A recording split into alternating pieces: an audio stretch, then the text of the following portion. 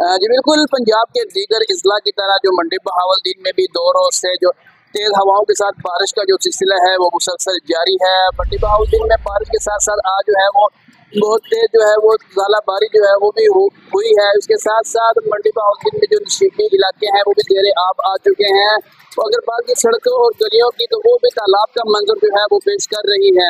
इस हवाले से जिससे शहरियों ने भी मौसम को इंजॉय करने के लिए मुख्तलिफ फूड पॉइंट को जो है उसकी तरफ रुख कर लिया है, जिसमें चाय, गर्मा गर्म पकौड़े और समोसे जो है वो भी खाए जा रहे हैं। अगर इस हवाले से हमारी महकमा मौसमियात वालों से बात हुई तो उनका कहना यही था कि इसका जो बारिश का ये जो सिलसिला है ये तकरीबन 24 घंटों तक मुसलसल जो जारी रहेगा। उसके साथ साथ जो ज़ाला बारी है ये फसलों के लिए इंतहाई जो है वो खतरनाक भी साबित हो सकती है, लेकिन बारिश जो है उससे जो मुजी इमराज है उससे जो है वो बचा भी जा सकता है।